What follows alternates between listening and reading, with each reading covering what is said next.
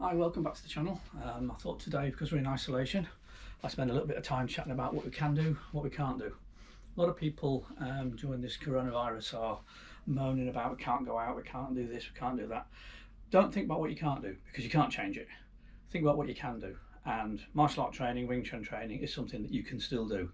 Yes, you can't do Chi Sao, very hard, you can't do partner work, you can't get feedback from your instructor directly, but with technology today, we've got Zoom, we've got Skype, we've got YouTube, we've got lots of technologies where we can share as best as we can 2D elements of Wing Chun.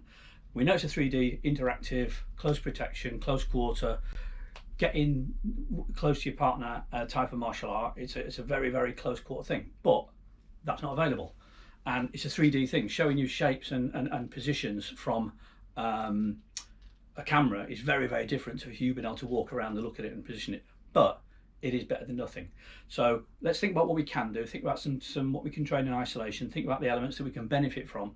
Because if we work through our forms, Sunim Tao Cham Kyu Buji, wooden dummy, knives, maybe even the pole, as we're training through these, doing some drills, working on the wall bag, as we're working through these, we can refine our shapes, we can refine our positions, and it should be, by the time this is over, and it will be over, by the time we're all released and actually not, breaking the isolation that's so important to keep everybody safe, your form should be perfect.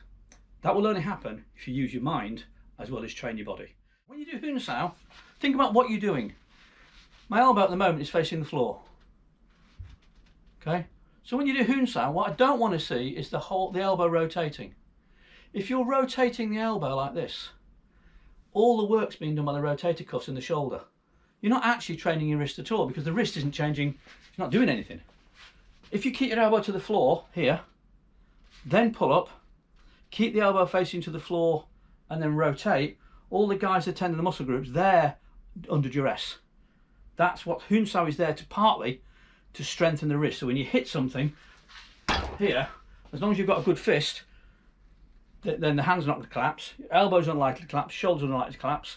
The wrist is a very complex synovial joint. It can bend in all sorts of weird and wonderful ways when you choose it to and when you don't. And under pressure is when you don't. The last thing you want to do is take away the alignment of these two bones that are coming in behind the wrist, that lines up with these bones here and these knuckles, so that everything's in the straight line. So the force through the centre of the knuckle from here is transmitted down through the centre of the wrist, through the centre of the elbow, into the centre of the shoulder, so everything supports everything else. As soon as you get any bendy bits and you hit here, if you hit with the flat, that's like if you get a pencil and snap it, that's going to happen to these bones here. Bones snap along their length. They're much stronger, sorry, they're across their length. They're very much stronger along their length. So when we hit, we're going to hit with the end of the knuckles, and we want it supported by the wrist, which then doesn't want to be out here somewhere, not supported by the elbow. It will fold. So we tuck the elbow in like a piston, and then everything comes up and driven from the floor, so it then borrows power or takes power from support from the hips, from the knees and from the ankles. So basic punch is driven up, because if you drive the force upwards here, the resultant force will always come back down. Punch horizontally, the resultant force will come back towards you, and it affects your body posture, affects your balance, affects your grip on the ground, affects your ability to drive force. Some people will argue that force doesn't come from the ground, and then they go into some long explanation. Again, I'm not going to criticise what I don't understand. I haven't sat down with these people and they haven't explained it to me, so I don't understand what it is that they're trying to say. So in simple terms, we have a 6-point checklist that I work with. Point number 1, ankles. Point number 2, knees. Point number 3, hips. Point number 4, shoulder. Point number 5, elbow. Point number 6, wrist. If you're on your toes and you're light and you hit something, you're going to fall over. So the first point of contact with the ground, first point of mechanism with the ground, as far as I'm concerned, is the centre of your heels, because your body mass will come down your upper body, splits across your hip girdle, down through the hips, down through the knees, down through the long bone, and hits the ground through the centre of the heels, not through the toes. Okay, centre of the heels. So we sit ourselves down on there. So that needs to be right. And when I look at a student, if their feet are in the right place, then I'm going to look at the knees. You can have the feet beautifully spaced. I'm not going to go into any particular type of stance. Nicely spaced, nicely comfortable, but the knees are doing something really stupid or whatever else, and I know it's going to fail. Or the legs are locked out. When the legs are locked out and they connect on something, they fall over. So the next thing I'll look at is where the knees are. Are they bent? Are they tucked in? Are they using the muscle groups the way we want to do it? If that's right, I'm going to look at the hips. When you look at the hips, as they sit into their stance, are the hips tilted? You're just tilting the hip girdle, the pelvic floor. Okay? As you tilt the hip girdle, it puts a stretch on the back of the hamstrings here, right up behind the glutes. It tightens up the glutes as well, and it puts a stretch on the front of the quadriceps. It also, by making sure that you've got this slight pull-in, not Yiji Kimura pulling, but natural just pulling in. It means the adductors on the inside of the thigh, right the way up inside the hips where the psoas is, all of that is working. It's working as one unit. Okay? But if the legs are pulled in too much, pulled out too much, or anywhere else in the wrong place, it doesn't work. So point number one, check the feet, the heel positioning, and the feet positioning, but the heels, the ankles as a reference point. Then check the knees. If the knees are in the right place, you check the hips. And as the hips are in the right place, you tilt it forward. If you don't tilt your hips forward and your backside sticks out, I'm going to try and get my arm out of the way. You are creating an unnatural curvature of the lower spine here. It's going to cause you some problems. The moment you tilt your hip girdle forward, you take that unnatural curvature out, and it's straight from the middle of the spine down. I say straight, the spine also has a natural curvature, but it goes back to its natural curvature. It's not unnatural. Then we look at the shoulders. The shoulders want to be above the heels. Okay, so take a line from the shoulder, through the hips, miss the knees, down to the heels. You want it perpendicular. If it's angled forward, your face is closer to the target it needs to be, and your arms are all in a really bad posture. And if you're leaning back, well, you're throwing your testicles towards them for a start. And secondly, it's a really stupid place to be. It might look good in the Matrix, not going to look good on a Saturday night. So we want this verticality in the stance. Okay, so 1, 2, 3 and 4, and then only then, if that's supporting it and working for it, do I look at number 5, and if that's in the right place, look at number 6.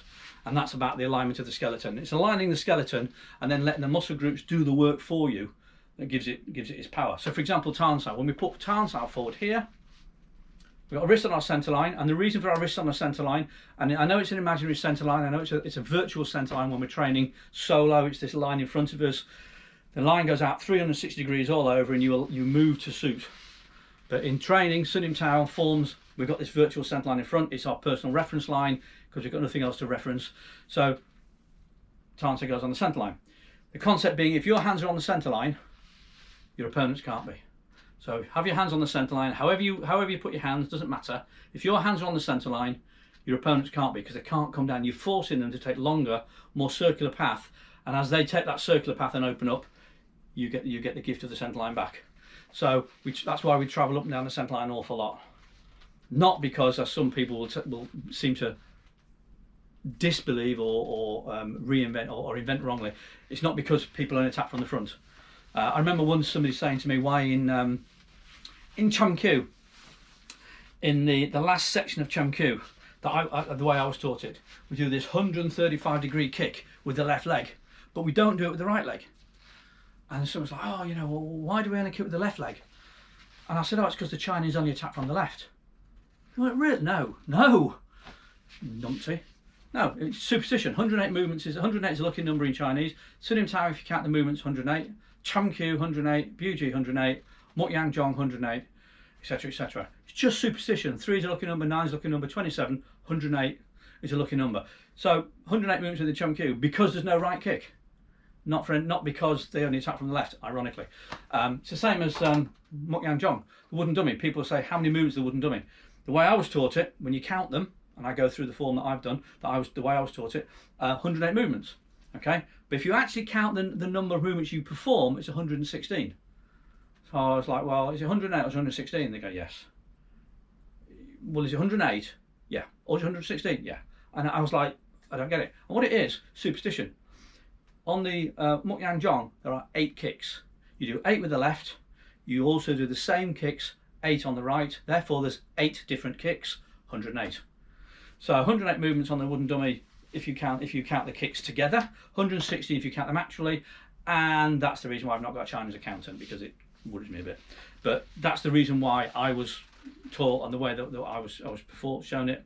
108 movements, 8 leg kicks to the left. 116 if you secondly count the 8 kicks on the right.